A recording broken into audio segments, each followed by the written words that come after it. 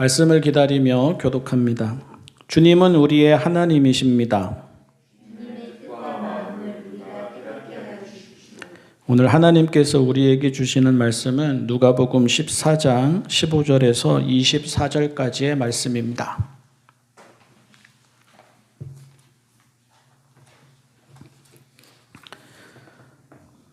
세번역 성경 신약 127쪽 누가복음 14장 15절에서 24절까지의 말씀을 제가 봉독하겠습니다. 함께 먹고 있던 사람 가운데 하나가 이 말씀을 듣고서 예수께 말하였다. 하나님의 나라에서 음식을 먹는 사람은 복이 있습니다. 예수께서 그에게 말씀하셨다. 어떤 사람이 큰 잔치를 베풀고 많은 사람을 초대하였다. 잔치 시간이 되어 그는 자기 종을 보내서 준비가 다 되었으니 오십시오 하고 초대받은 사람들에게 말하게 하였다. 그런데 그들은 모두 하나같이 핑계를 대기 시작하였다. 한 사람은 그에게 말하기를 내가 밭을 샀는데 가서 보아야 하겠소. 부디 양해해 주기 바라오 하였다. 다른 사람은 내가 겨릿소 5쌍을 샀는데 그것들을 시험하러 가는 길이요. 부디 양해해 주기 바라오 하고 말하였다. 또 다른 사람은 내가 장가를 들어서 아내를 맞이하였소. 그러니 가지 못하겠소 하고 말하였다. 그 종이 돌아와서 이것을 그대로 자기 주인에게 일렀다. 그러자 집 주인이 노하여 종더러 말하기를 어서 시내의 거리와 골목으로 나가서 가난한 사람들과 지체에 장애가 있는 사람들과 눈먼 사람들과 다리 저는 사람들을 이리로 데려오너라 하였다. 그렇게 한 뒤에 종이 말하였다. 주인님, 분부대로 하였습니다만 아직도 자리가 남아 있습니다. 주인이 종에게 말하였다. 큰 길과 산 울타리로 나가서 사람들을 억지로라도 데려다가 내 집을 채워라. 내가 너희에게 말한다. 초대를 받은 사람들 가운데서는 아무도 나의 잔치를 맛보지 못할 것이다. 아멘. 어릴 때 읽은 책이라서요. 정확하게 기억하지는 정확한 기억은 나지 않는데요. 내용만 기억을 합니다. 신학교를 졸업하고서 이제 아주 작은 농촌교회로 부임을 했습니다.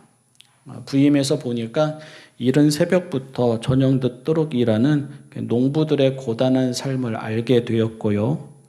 그러고 나서는 새벽 기도회를 알리는 종소리나 예배 시간을 알리는 종소리를 울려야 하는 게 너무 민망하고 죄송했다고 합니다.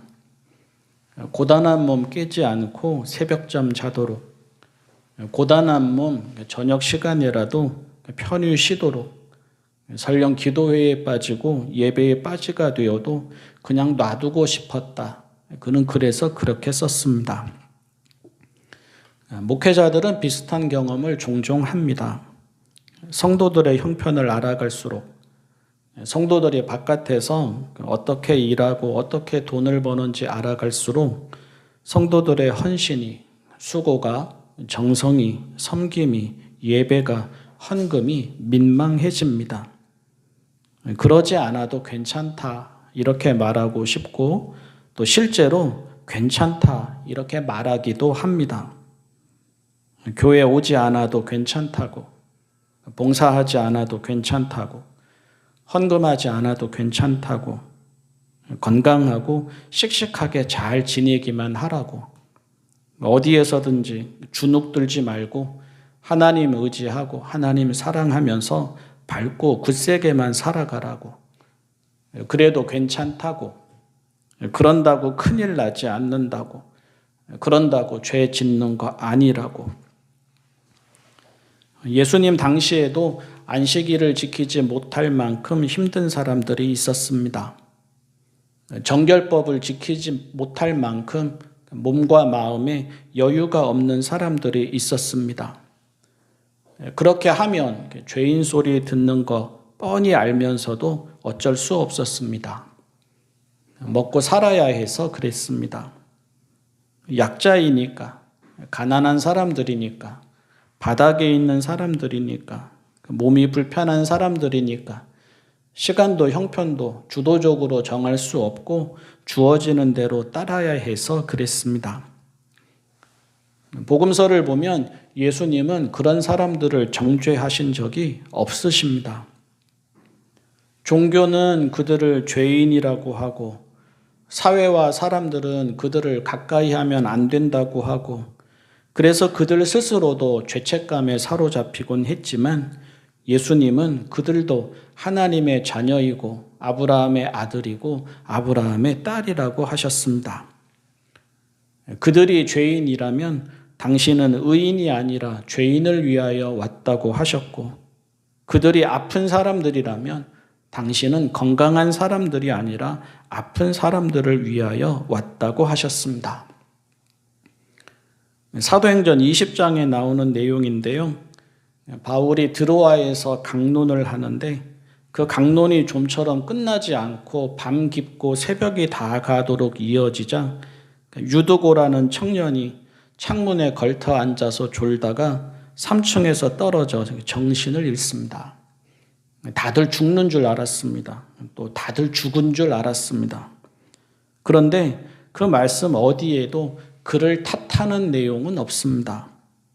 믿음이 없다고도 하지 않고 말씀을 듣는 자세가 되어 있지 않다고도 하지 않고 부끄럽다고도 하지 않았습니다. 서로의 형편을 잘 알기 때문일 것입니다.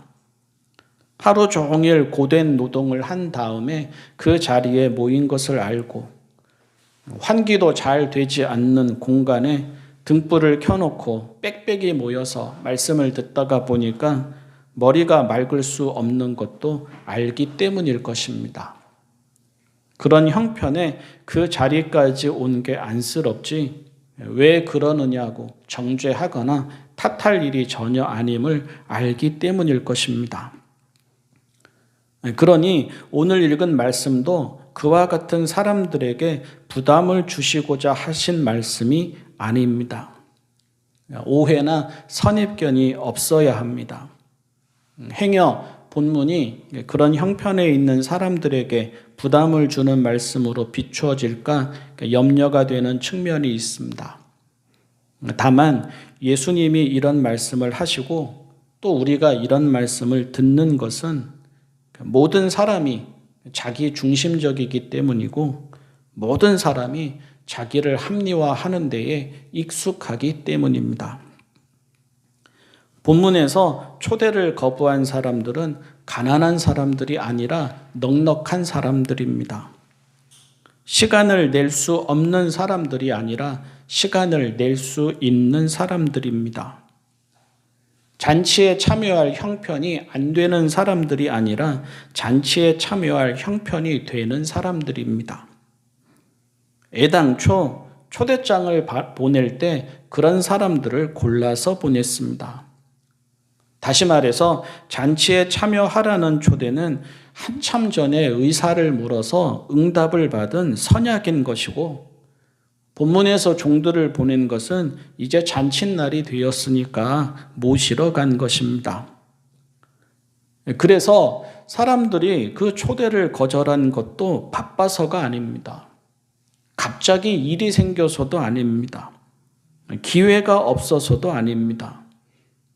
형편의 문제가 아니라 마음의 문제입니다. 그들이 자신들의 상황을 그렇게 판단한 것입니다. 그들의 마음이 잔치에 참여하는 일보다 다른 일을 더 우선한 것입니다. 그들이 이미 정해진 선약보다 현재의 상황과 형편이 더 중요하다고 본 것입니다. 나중에 잔치에 참여하게 된 사람들과는 다릅니다. 주인은 거리와 골목으로 나아가 가난한 사람들, 지체에 장애가 있는 사람들, 눈먼 사람들, 다리 저는 사람들 등을 데려오라고 합니다. 그러고도 자리가 비자 큰 길과 산 울타리로 나가서 사람들을 억지로라도 데려와서 그 자리를 채우라고 합니다. 그 사람들은 속된 말로 어중이 떠중이입니다. 그냥 아무개입니다. 초대받지 못한 사람들이고 초대받을 자격과 형편이 안 되는 사람들입니다. 하지만 초대를 받았지만 이런저런 이유로 거절한 사람들은 초대받을 자격과 형편이 된 사람들이고 그래서 초대를 받은 사람들입니다. 본문은 두 부류의 사람들을 분명하게 구별함으로써 문제가 상황이 아니라 그들에게 있다는 것을 보여줍니다. 무엇보다 본문은 그들의 형편을 이해해 주려고 하지 않습니다. 본문은 그들이 모두 하나같이 핑계를 대기 시작하였다 합니다. 그들은 저마다 피치 못할 사정인 듯 양해를 구합니다. 밭을 샀다고 합니다. 겨릿소 5쌍을 샀다고 합니다. 장가를 들었다고 합니다. 양해를 바란다고 합니다. 장가를 든 사람은 양해를 바란다는 말도 하지 않습니다. 그게 당연하기 때문입니다. 하지만 주인은 그렇게 여기지 않습니다. 안타깝지만 다음에 함께 합시다 하지 않습니다. 더 나아가 그런 사람들에게는 이제 더 이상의 기회가 없을 것이라고 합니다. 앞으로는 더 이상 그들을 잔치에 초대하지 않을 것이라고 합니다. 본문은 우리가 아주 안일하게 여기는 생각을 돌아보게 합니다. 형편이 되면 마음도 그만큼 열릴 것처럼 생각하지만 본문은 그게 그렇지 않다고 합니다. 형편이 되면 그때는 또 다른 형편이 생길 것이고 그러면 마음 또한 또 다른 형편으로 기울어질 것입니다. 먹고 사는 문제가 해결되면 또 다른 문제로 마음이 분산될 것이고 객관적으로 가장 바쁜 시간이 지나가면 주관적으로 가장 바쁜 시간이 찾아올 것입니다. 본문의 사람들이 밭을 사지 않았으면 초대에 응했을 것 같습니까? 소를 사지 않았으면 초대에 응했을 것 같습니까? 결혼을 하지 않았으면 초대에 응했을 것 같습니까? 본문이 그들의 말을 핑계라고 한 것은 그때는 또 다른 형편이 그들의 마음을 붙잡을 것임을 안다는 뜻입니다. 일이야 늘 생기는 거고 할 일도 늘 있는 법이니까 그때는 또 다른 일로 그들의 선택을 변명하거나 합리화할 것임을 안다는 뜻입니다. 그리고 사실이 그렇지 않습니까? 바빠도 할 일은 합니다. 일이 생겨도 할 일은 합니다. 운동 좋아하는 사람은 밤 늦은 시간이라도 운동을 합니다. 게임 좋아하는 사람은 어떻게든 게임하는 시간을 냅니다. 연애하는 사람은 다른 일 다 뒤로 미루고라도 연애를 합니다. 이런저런 자리에 참석해서 대접받는 것을 좋아하는 사람은 새벽에서 한밤까지 그를 알아주는 자리는 하나도 빠지지 않고 참석을 합니다. 어린이도 어른도 남자도 여자도 종교인도 비종교인도 사람은 누구나 자기가 중요하게 여기는 것을 합니다. 선약이 있으면 그 선약을 취소하고서라도 그렇게 합니다. 무언가 일이 있으면 그 일을 뒤로 미루고서라도 그렇게 합니다. 다만 본문이 보여주듯 그렇지 않은 척 변명하거나 합리화하지만 사실은 아주 많은 경우가 핑계일 수 있음이 시간이 지나면 드러날 따름입니다. 상황 탓을 하지만 사실은 우리가 하지 않은 것이고 일이 있다고 하지만 사실은 우리가 여러 일 중에서 그 일을 선택한 것입니다. 다시 처음으로 돌아가면 정말로 어려워서 그럴 때가 참 많습니다. 실제로 바쁩니다. 실제로 일이 있습니다. 실제로 형편이 안 됩니다. 우리 모두가 압니다. 서로 압니다. 그래서 측은히 여깁니다. 배려하고 기다립니다. 위로합니다. 그들의 형편이 나아지기를 기도합니다. 그들의 형편에 여유가 생기기를 기도합니다. 당연히 하나님도 아십니다. 측은히 여기십니다. 배려하시고 기다리십니다. 또한 힘과 지혜를 주십니다. 은혜와 복을 주십니다. 조금씩 형편이 나아지도록 인도해 주십니다. 하지만 그와 함께 우리가 언제나 마음에 분명히 새겨두어야 하는 사실이 있습니다. 그래서 예수님이 이런 비유를 드셨습니다. 나중이라고 저절로 되지는 않습니다. 형편이 나아진다고 마음도 그만큼 열리게 되지도 않습니다. 처음에는 기회가 없어서인데 나중에는 그 기회를 다른 일을 선택하는 데에 사용할 수도 있습니다. 어쩌면 아주 많은 경우에 이미 그렇게 하고 있을 수도 있습니다.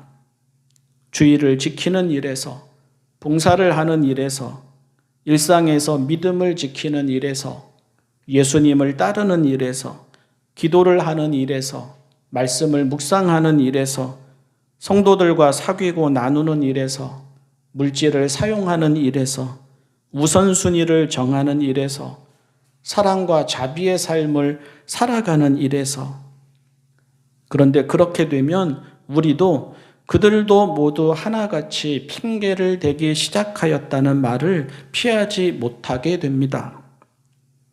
우리는 양해를 바랍니다 할 텐데 하나님은 핑계이다 하실 수 있고, 우리는 부담이 됩니다 할 텐데 하나님은 그렇지 않은 날이 오기는 하느냐 하실 수 있고, 우리는 다음에 하겠습니다 할 텐데 하나님은 그러다가 끝나겠구나 하실 수도 있습니다. 그래서 형편이 안 되는 오늘도 눈과 마음을 하나님께 두려고 애쓰는 것입니다. 또한 그래서 어렵고 힘들 때에도 지킬 것을 지키는 믿음이 아름답고 소중한 것입니다. 내일 핑계하지 않기 위해서 오늘은 진짜로 버거운데도 우선 순위를 지키는 것이고, 믿음도 마음이 아니라 형편에 좌우되어 버리곤 하기에 그렇지 않으려고 먼저 떼어놓고 먼저 구별하고 먼저 분별하는 것입니다. 기도하겠습니다. 사랑의 하나님 아버지, 무엇을 하는지 돌아보게 하여 주십시오. 무엇을 하지 않는지 돌아보게 하여 주십시오. 무엇을 우선하는지 돌아보게 하여 주십시오. 무엇을 미루는지 돌아보게 하여 주십시오. 저희의 형편도 다스려 주시고 저희의 마음도 다스려 주십시오. 저희의 형편에도 쉼과 여유를 허락하시고 저희의 마음에도 쉼과 여유를 허락하여 주십시오. 자기 변명에 익숙해질까 두렵습니다. 남을 탓하고 상황을 탓할까 두렵습니다. 눈과 마음을 하나님께 두는 습관에 길들여지게 하여 주십시오. 믿음으로 지킬 것을 지키며 오늘의 열매를 기대하고 내일의 영광을 기대하게 하여 주십시오. 예수님의 이름으로 기도합니다. 아멘.